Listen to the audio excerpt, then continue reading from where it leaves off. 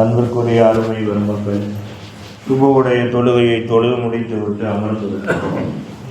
அல்லாஹ் தபாரக வ தஆலா இந்த உலகத்தை படைத்து இந்த உலகத்தில் நம்மை படைத்திருக்குகிறான். நாம் வாழ்ந்து கொண்டிருக்கிறோம்.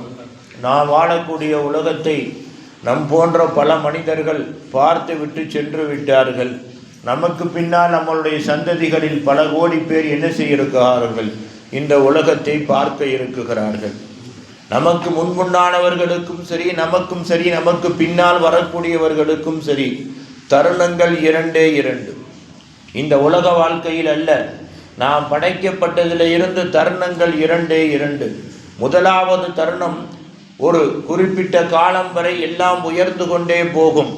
இரண்டாவது தருணம் எல்லாமே குறைந்து கொண்டே போகும். முதலாவது தருணம் என்னவென்று சொன்னால், அன்பிற்குரியவர்களே, அதாவது தகப்பனுடைய இரத்தத்திலே இருந்து விந்து துளியாக தாயுடைய கருவறைக்குள்ளே போய் அங்கே கொஞ்சம் கொஞ்சமாக அந்த விந்து துளி இரத்த கட்டியாக சதை கட்டியாக மாறி என்ன செய்கிறது? அதாவது அதிலே இருந்து உடலாகி உடலிலே உறுப்புகளை உருவாக்கி அல்லாஹ் உலகத்தில் வெளியாக்குகிறான். உலகத்தில் வெளியாக்குகிற பொழுது எப்படி வெளியாக்குகிறான் தெரியுமா? ஒரு குறிப்பிட்ட 2 கிலோ 3 கிலோவில் நம்மளை வெளியாக்குகிறான். வெளியாக்கி குழந்தை பருவத்தில் ஒரு வளர்ச்சி, வாலிப பருவத்தில் ஒரு வளர்ச்சி. அந்த வாலிப பருவம் முடிந்து ஒரு குறிப்பிட்ட காலம் வரை, ஒரு 50 வயது வரைக்கும் என்ன செய்கின்றது? உடலும் வளருகின்றது, உடலிலே உண்டான உறுப்புகளும் வளருகின்றது. அடுத்தபடியாக உடலும் உறுப்பும் எப்படி வளருகின்றதோ அதுபோல என்ன, உடலுக்கும் உறுப்புக்கும் சக்திகள் அதிகமாகி எதை செய்தாலும் உடம்பில் என்ன தெரிவது கிடையாது? பலகீனம் தெரிவது கிடையாது, இயலாமை தெரிவது கிடையாது, சோம்பேறித்தனம் தெரிவது கிடையாது. அந்த காலங்களில் எந்த காரியத்தை செய்தாலும் என்ன, மலையை தூக்கு என்று சொன்னாலும் கூட தூக்குவதற்கு தயாராகும். முடியாவிட்டால் பார்த்து கொள்ளலாம் என்ற தென்பு இருக்கும். அதே நேரத்திலே அந்த பருவம் முடிகின்ற பொழுது, அன்பிற்குரிய அருமை பெருமக்களே, இரண்டாவது பருவம் ஆரம்பிக்குகிறது. எது எதுவெல்லாம்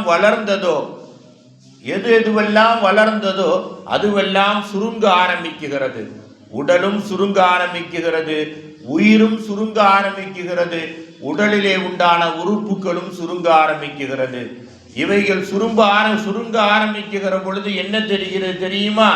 எப்பொழுதும் பார்க்காத பலகீனம் வருகிறது, முன்னால் இல்லாத இயலாமை வருகின்றது, எதையும் செய்ய வேண்டும் என்றால் சோம்பேறித்தனம் என்பது வருகின்றது. அன்பிற்குரியவர்களே, ஆக இவைகள் குறைகின்ற பொழுது நம்மளுடைய உடம்பிலே உண்டான சக்திகளும் குறைய ஆரம்பிக்குகிறது. இப்படி 2 தருணத்தை அல்லாஹ் கொடுத்து, முதலாவது தருணத்திலே பயம் வருவது கிடையாது, அச்சம் வருவது கிடையாது. முதலாவது தருணத்திலே தாய் தகப்பனை பற்றியோ, கட்டிய மனைவியை பற்றியோ, பிள்ளைகளை பற்றியோ, சம்பாத்தியத்தை பற்றியோ அச்சம் வருவது கிடையாது. இரண்டாவது தருணம், உடல் சுருங்குகிற பொழுது உயிர் சுருங்க ஆரம்பிக்குகிறது. உடலும் உயிரும் சுருங்க ஆரம்பித்து உறுப்புகள் சுருங்க ஆரம்பிக்குகிற பொழுது கவலை தானாக வருகின்றது. எப்பொழுது கவலை வருகின்றது? இவைகள் சுருங்குகிற பொழுது நோய் பீடிக்குகிற பொழுது கவலை வருகிறது. யாரை பற்றி கவலை வருகின்றது? குடும்பத்தை பற்றி, மனைவி மக்களை பற்றி, உலகத்தை பற்றி கவலை வருகின்றது. காலங்கள் செல்ல செல்ல ரொம்ப சுருங்க ஆரம்பிக்குகிற பொழுது நம்மளை பற்றி நமக்கு கவலை வருகின்றது. நாம் எப்படியோ இருந்தோம், இன்றைக்கு இப்படி ஆக்கப்பட்டு விட்டோம்.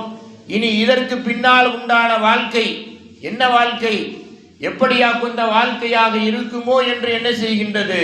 கவலை வருகின்றது. ஏன் கவலை வருகின்றது? உலகத்தில் உயிரோடு பிறக்குகிற பொழுது எல்லா உயிர்களும் ஒன்றாக படைத்தான் அல்லாஹ். எல்லா உயிர்களையும் படைத்தான். ஆனால் அல்லாஹ் சொல்லல, இந்த உயிர் உனக்கு தாய், இந்த உயிர் உனக்கு தகப்பன், இந்த உயிர் உனக்கு மனைவி, இது மக்கள் என்று சொல்லல.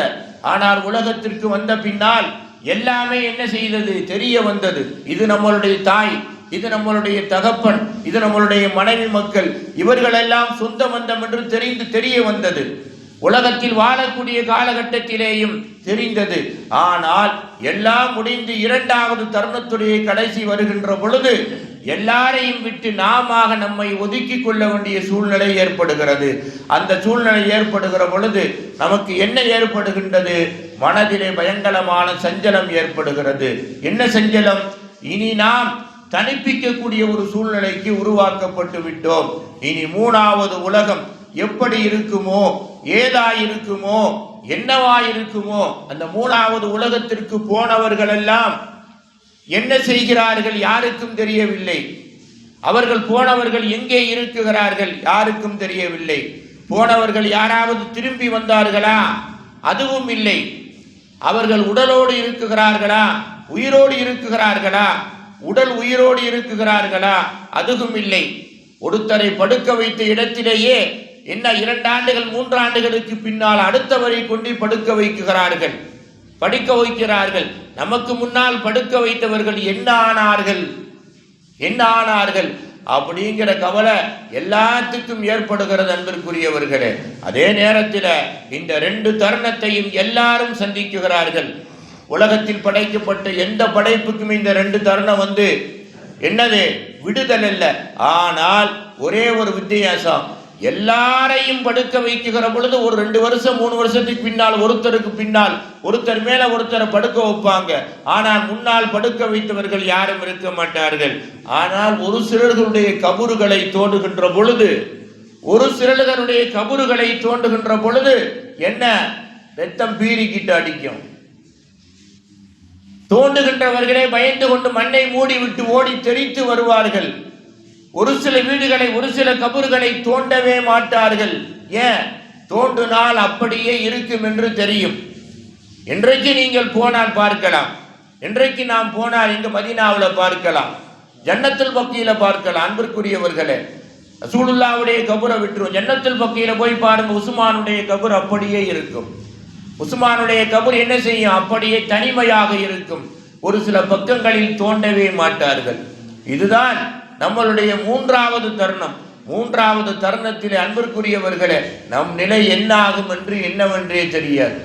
ஆகையினால அல்லாஹ் சொல்றான், உலக வாழ்க்கையிலே நீ என்ன செய்ய வேண்டும் என்றால், உன்னை பற்றி கவலைப்படாமல் வாழ வேண்டும் என்றால், உன்னை பற்றி துக்கம் துயரப்படாமல் வாழ வேண்டும் என்றால், உன்னுடைய சக்தி உன்னை விட்டு இழக்காமல் இருக்கப்பட வேண்டும் என்றால், உனக்கு பலகீனம் ஏற்படாமல் இருக்க வேண்டும் என்று சொன்னால், இயலாமை என்பது இல்லாமல் இருக்க வேண்டும் என்று சொன்னால், உன்னை பற்றி ஒவ்வொரு நேரமும் சிந்தி. உன்னுடைய செயல் ஒவ்வொன்றையும் செய்வதற்கு முன்னால் இதை செய்கிறோமே நல்லதா கெட்டதாண்டு சிந்தி. நல்லதா கெட்டதாண்டு சிந்தி. சிந்திக்காம என்ன செய்யாத, எதையுமே செய்யாது அப்படின்னு சொல்றான். ஏன் இவ்வளவு சொல்றேன் தெரியுமா? நபிகள் நாயகத்திலே அந்த சஹாபி என்ன கேட்டாங்க? மணி நஜாத், வெற்றி எதிலே இருக்குகிறது? பெருமானார் சொன்னாங்க, 3 காரியம், 2 காரியத்தை சொல்லி முடிச்சோம். 3வது காரியத்தை நபிகள் நாயகம் ஸல்லல்லாஹு அலைஹி வஸல்லம் அவர்கள் சொல்லுகிறார்கள், வபுகு, அழுது கொண்டே இரு. அழுக முடியாவிட்டால் அழுகிற மாதிரி என்ன பாவனை காட்டு. அழுக முயற்சி செய். ஆனால் நீ அழுவது யாருக்கும் தெரியக்கூடாது. நீ அழுவதை போன்று பாவனையாக இருக்குகிறாய் என்று யாருக்கும் தெரியக்கூடாது.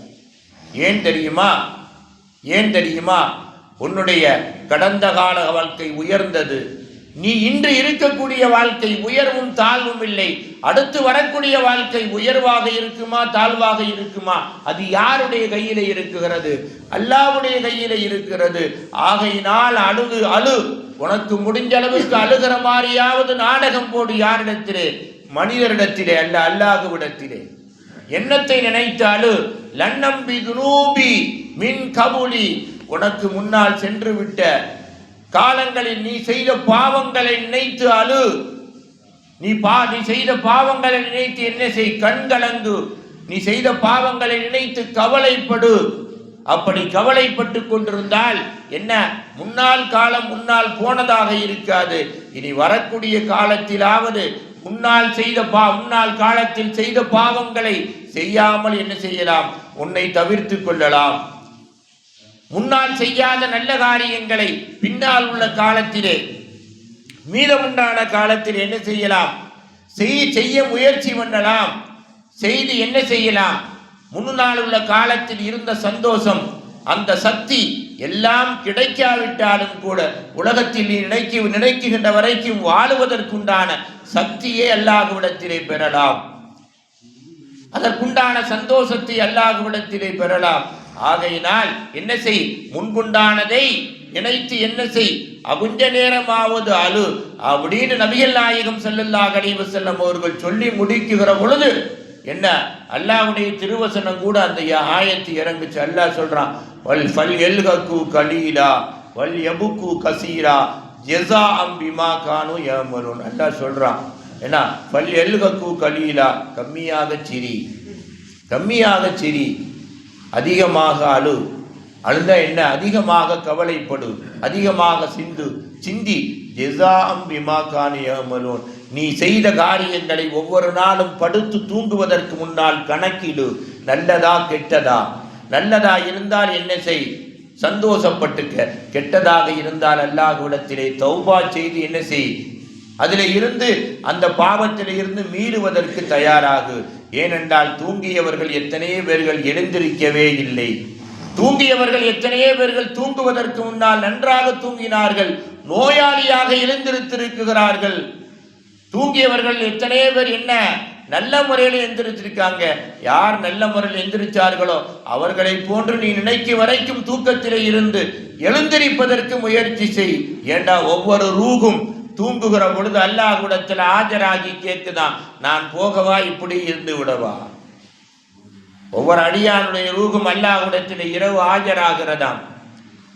நான் தூங்க போகவா, அந்த மனிதனிடத்தில் போகவா, இப்படியே என்னுடைய ஆலமுல் அருவாகிலே இருந்த இடத்திலே, அசலிடத்திலே நான் இருந்து விடவான்னு ஒவ்வொரு ரூகும் கேட்குதான். அல்லாஹ்வுடைய உத்தரவின் பிரகாரம் தான் என்ன செய்யுதான்? செயல்படுதான். ஆகையினால் தான் ஸல்லல்லாஹு அலைஹி வஸல்லம் அவர்கள் சொன்னார்கள், என்ன செய்ய? மூன்றாவது காரியம், முடிஞ்ச அளவுக்கு முன்னாள் வாழ்க்கையை எண்ணி பின்னால் வாழ்க்கையை உயர்த்துவதற்காக கவலைப்படுத்தா, கொஞ்சம் கண்ணீர் வடித்தா, கொஞ்சம் சிந்தி. ஏனென்று கேட்டால், இங்கு யாரெல்லாம் சொந்தமோ அவர்களெல்லாம் உனக்கு இயலாமை வந்து விட்டால் உன் இயலாமையை வாங்கிக் கொள்ள மாட்டார்கள். சோம்பேறித்தனம் வந்து விட்டால் சோம்பேறித்தனத்தை வாங்கிக் கொள்ள மாட்டார்கள். உனக்கு முடியாத சூழ்நிலை ஏற்பட்டால் அதை அவர்கள் வாங்கிக் கொள்ள மாட்டார்கள். உன்னுடைய உடம்பு பலகீனமாக உன்னை எப்பொழுது தூக்கி வைத்து ஆடியவர்கள் எல்லாம் தூரமாக்குவதென்று சிந்திப்பார்கள். உன்னை எப்பொழுது தூரமாக்குவது சிந்திப்பார்கள். ஆகையினால் உன்னுடைய வாழ்க்கையை நினைச்சு கொஞ்சமாவது என்ன செய்?